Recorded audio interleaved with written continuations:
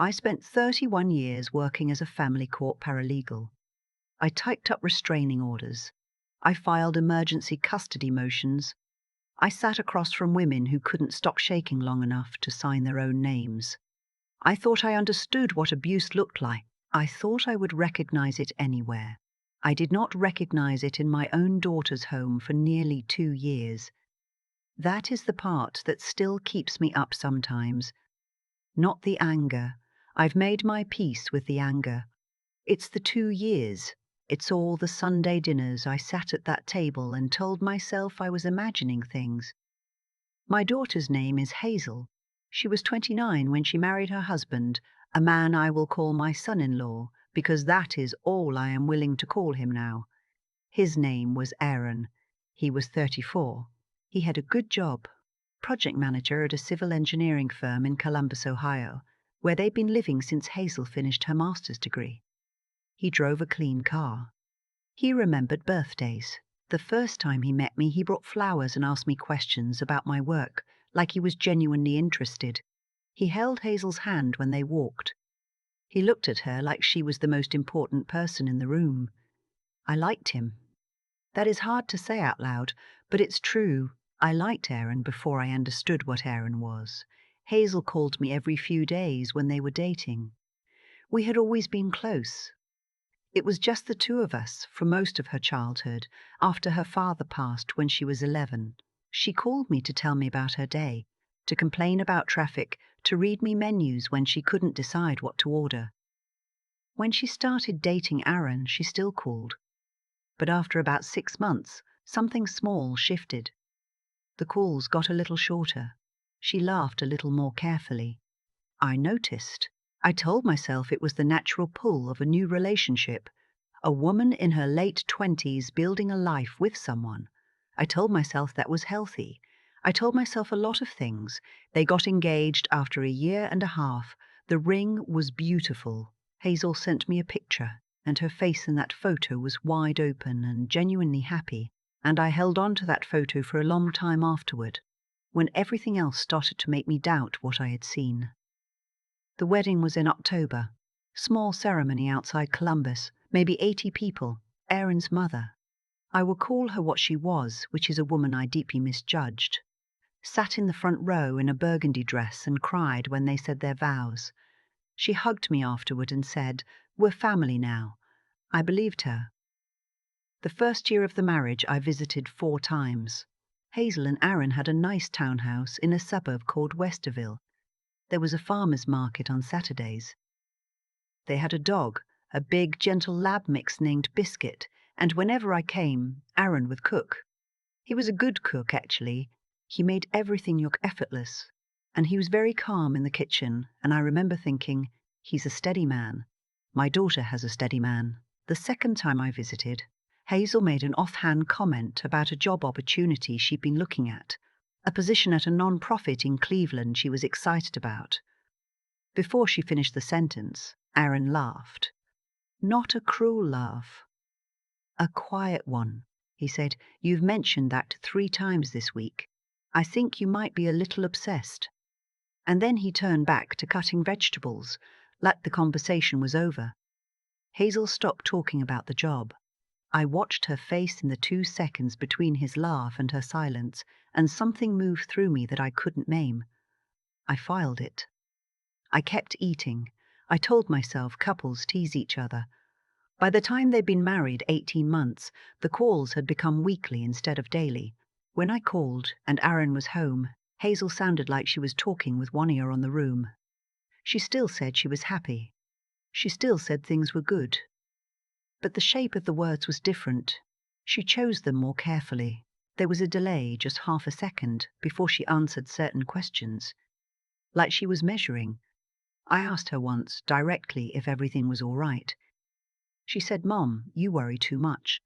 And I did worry too much. And I did worry too much. I always had. So I believed her, because it was easier to believe her than to believe what I was slowly starting to understand. The dinner happened 14 months ago, in February.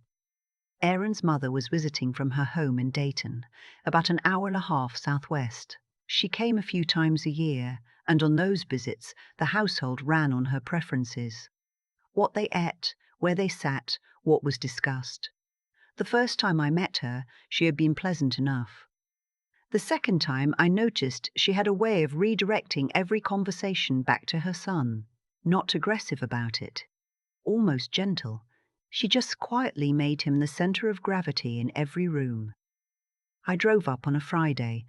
Hazel had asked me to come for the weekend. She hadn't given me a specific reason, which was unusual. Normally she had a plan, a restaurant she wanted to try, somewhere she wanted to go. This time she just said, "Can you come this weekend? Aaron's mum is going to be here. I thought it would be nice." She said it in a way that didn't sound like she thought it would be nice. I got there around 4 in the afternoon. Aaron was at work. His mother was already there, sitting at the kitchen island with a glass of wine, and she greeted me warmly the way people do when they want you to feel like a guest in someone else's home. Hazel had made a pot of tea, and she poured me a cup, and we sat there for a while, the three of us, and it was fine, perfectly fine. Biscuit kept putting his head in my lap, and I kept scratching his ears, and everything felt manageable. Aaron got home around 6:30. He kissed Hazel on the cheek, said hello to me, hugged his mother for a noticeably longer time, and then went upstairs to change. When he came back down, there was something different in the energy of the room, and I couldn't have told you what it was exactly. Just that his mother sat up a little straighter, and Hazel became quieter. Hazel had cooked dinner. She'd made pot roast with roasted root vegetables and fresh rolls, a real effort. The kind of meal that takes hours. She set it on the table, and I helped her carry things out, and I could see she was trying. She was trying very hard. We sat down. Aaron looked at the roast. He said nothing for a moment. Then he said, "Did you use a different recipe?" Hazel said she had tried a new one. She'd seen it online and thought it looked good. He said, just that, just, His mother said, "It looks wonderful, Hazel." But the way she said it, it landed like a consolation prize. Hazel said the roast was a little drier than she'd hoped, and she apologized, and I wanted to stop her from apologizing, because there was nothing to apologize for. The food was good. I had a second helping. Aaron ate slowly. He made a comment about the seasoning. He said, "My mom's recipe has more depth." Casual. Like a food critic at a restaurant. His mother smiled. Hazel said, "I know. I'll get it right next time." I watched her say that. I watched her make herself smaller in her own chair, at her own table, in her own home. We got to the end of the main course. Aaron had been drinking, not heavily, but steadily, and the conversation had drifted to something his mother was telling us about a cousin's new house in Dayton, some remodeling project, and Hazel was clearing plates, and she reached across Aaron to take his glass, and she knocked it, barely. Just a small clatter, nothing spilled. Aaron turned and looked at her. He said, very quietly, "Can you be careful?" It wasn't a question. Hazel said she was sorry. She was still holding the plate. His mother kept talking about the cousin's house. I was watching Aaron's face. I watched something move through it that I had maybe seen edges of before, but never full. A kind of controlled contempt, the way a person looks at something they've decided is beneath them. And then, before I fully understood what was happening, he reached up and he shoved her. Not a punch, not a slap, a two-handed shove to her shoulder while she was standing there holding a plate, and she stumbled back, and the plate hit the floor. The room went completely silent. His mother did not say Aaron's name. She did not stand up. She let out a breath through her nose, and she said, "Hazel, you have to be more careful around him when he's tired." My blood did not run cold. It did not go cold. It went still. Like everything in me stopped moving so I could hear clearly. I have worked with family court for 31 years. I have sat across the table from women with bruises who told me their husbands had just been tired. I had filed the paperwork. I had made the copies. I had handed the box of tissues, and I was sitting at my daughter's dinner table in Westerville, Ohio, and my son-in-law had just put his hands on my child, and his mother had just explained it away in 10 words. I did not scream. I did not scream. I did not cry. I did not throw anything. I am 63 years old, and I have learned that the most dangerous thing you can do in a room where someone has just demonstrated their power is show them that they have affected you. I stood up. I said, very calmly, "Hazel, will you come help me with something in the kitchen?" She looked at me with an expression I will never forget as long as I live. It was not surprise. It was something much worse than surprise. It was relief. Like she had been waiting for someone to come get her. We went into the kitchen. I closed the door most of the way. I took both her hands and I looked at her, and I said, "How long?" She didn't ask what I meant. She looked down at her hands. She said, "It's not always like this." I said, "I didn't ask about always." I asked how long. She said, very quietly, "The shove started about 8 months ago. Before that it was just—" She stopped. She said, "He gets very overwhelmed." I squeezed her hands. I said, "I'm going to make a call. I need you to trust me." She said, "Mum, don't make this worse." I said, "I'm not going to make it worse. I promise you I am not going to make it worse." I let go of her hands. I took out my phone. I called a woman I had worked alongside for 11 years, a colleague who had retired from the court but had spent the last 4 years working with a domestic violence legal advocacy organization in central Ohio. Her name is not important for this story. What is important is that she picked up on the second ring and she spoke to me for 9 minutes while I stood in my daughter's kitchen with the door closed. And when I hung up, I had 3 names and 2 phone numbers written on the back of a grocery receipt in my purse, and I had a plan. I did not go back to the dinner table. I told Hazel to tell them I wasn't feeling well, that I had gone to lie down in the guest room. I asked her to come check on me in 20 minutes. When she came, I sat her down on the edge of the guest bed, and I told her everything I had just learned in those 9 minutes. I told her about the domestic violence hotline. I told her about the legal aid organization. I told her about the process for an emergency protective order in Ohio, because 31 years in family court means I understood the process, but I wanted her to hear it from the beginning, calmly, without urgency, the way you explain something to someone you trust to make their own decision. I did not tell her what to do. I told her what was available to her. Hazel cried. She cried for a long time, and I sat beside her on the bed and did not rush her. She said she was embarrassed. I told her there was nothing to be embarrassed about, and I said it without flinching because I meant it completely. She said she didn't want to be the woman this happened to. I said that the woman this happened to was a woman someone chose to do this to, and those were not the same thing. She said, "His mother thinks I'm making him worse. She tells him I'm too sensitive."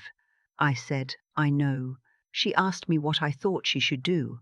I said, "I think you already know what you need to do. I think you've known for a while. I think you've been waiting to feel like it was allowed." She was quiet for a long time. Then she said, "He's going to be so angry." I said, "He can be as angry as he wants from somewhere else." She looked at me. She almost smiled. She said, "You've been planning this since the kitchen, haven't you?" I said, "Since the kitchen." The following 3 weeks were the most careful, deliberate, focused weeks of my life. And I have had some focused weeks. Hazel and I communicated through a separate email account. I helped her set up from my phone on that visit. Aaron monitored her phone, something she told me so matter-of-factly that it took me a moment to absorb it. We used that account to correspond with the legal advocate my colleague had referred us to, a woman who was patient and thorough, and who helped Hazel understand exactly what her options were. On a Wednesday afternoon, when Aaron was in a site meeting and would not be back until evening, Hazel put Biscuit in the car. drove to a gas station 4 blocks away, and called me. I drove up from my home in Cincinnati 2 hours, and we went back to the townhouse together and spent 90 minutes packing what mattered. Important documents, her grandmother's ring, her external hard drive, clothes, biscuits, food, and bed. She left a note on the kitchen counter that said only that she was safe and that a lawyer would be in touch. She stayed with me for 6 weeks. The legal process took longer than I want to describe in detail here, because every step of it was hard even when it was going the right way, and I don't want to make it sound easy. It was not easy. There were days when Hazel doubted. There were days when she called the relationship something other than what it was. Because the mind does that. Because it has to protect itself. I did not argue with her on those days. I sat near her. I made food. I let her feel what she was feeling without trying to talk her out of it. Aaron's response was what I had expected, controlled, strategic. He called family members and friends and told a version of events in which he was the bewildered, abandoned husband. His mother made calls. There was pressure from several directions. A family member of his reached out to me directly to tell me I had overstepped. I said, "I understand you see it that way." And I ended the call. His mother sent Hazel a message that said Aaron had a lot of pain from his childhood and that she should have had more compassion. That was the message. Pain from his childhood. That was the explanation. I want to say something about that because I have worked alongside people who were hurt as children, and they become, most of them, people who work hard not to hurt others. Pain is not a permission slip. Pain explains, and it does not excuse, and there is a meaningful distance between those two things, and collapsing them is how abuse gets passed from one generation to the next, and the next, and the next, and the next. The divorce was finalized 7 months later. Hazel kept Biscuit. She moved into an apartment in Cincinnati, 20 minutes from me, and she got a job she loves, not the Cleveland nonprofit she'd given up on, but something similar. A housing advocacy organization downtown. She is rebuilding. Some days are harder than others. And she tells me about those days and I listen. And that is what I am there for. She runs most mornings. She came over last Sunday and we made biscuits from scratch. And she burned the first batch and we ate them anyway. She laughed the way she used to laugh. A little loud. A little uncontained. The laugh I missed for 2 years and didn't let myself notice I was missing. I think about what would have happened if I had not been at that dinner. I think about all the Sunday dinners I came to and left and told myself I was imagining things. I think about how long someone can be disappearing right in front of you while you're telling yourself she seems happy enough. I am not sharing this story because I want credit. I am sharing it because the most common thing I hear from the women I worked with for over 30 years is that they waited for someone to tell them it was real, that they kept hoping someone who loved them would look at what was happening and confirm that they were not crazy, that they were not too sensitive, that what they were experiencing was what they thought it was. If you are watching this and you are that person waiting, it is real. You know what it is. You have always known what it is. And if you are someone watching this who suspects, not knows, just suspects, that someone you love is disappearing in small ways, in careful word choices and shorter phone calls and apologies for meals that don't need apologizing for, trust that. Don't wait for the dinner table. Don't wait until you see it clearly, because by the time we see it clearly, they have been living in it for a long time. My job for 31 years was never to panic. I never imagined I would need those skills to save my daughter. But I am grateful. Every single morning, I am grateful that when the moment came, I did not panic. I stood up. I walked into the kitchen. And I made one call. Tell me what city you're watching from. And if this story is your story, even a small piece of it, please know you are not alone and it is not too late. I have thought about cause and effect my entire professional life. 31 years in family court will do that to you. You start to see the long threads, How a choice made quietly in one room becomes a consequence loud enough to shake an entire household years later. How a mother who never corrected her son became a woman who sat at a dinner table and explained away violence with 10 words. How a man who was never held accountable became a husband who thought a shove was something a woman should apologize for. Aaron did not become who he was at that dinner table in Westerville. He became who he was long before Hazel ever met him. And his mother did not become who she was that evening either. She had been practicing that particular kind of loyalty, the kind that protects the wrong person, for decades. What I witnessed at dinner was not a beginning. It was a result. It was the end of a very long chain of small decisions that nobody stopped, because stopping them would have required someone to say, out loud, that love does not excuse this. That is the thing about actions, the real ones, the ones that shape a life. They compound. The first time Aaron dismissed Hazel's excitement about a job, nothing visible broke. The first time he made a comment about her cooking in front of company, she apologized, and the evening continued. Every time something small happened and was absorbed and explained away, it became the new flaw. And the next thing could be a little worse, because the flaw had moved. This is not a complicated idea, but it is one that is very hard to hold on to when you are inside it, because inside it, each individual moment seems survivable. It is only from the outside, or from the far side of it, once you are out, that you can see the whole shape of what was happening.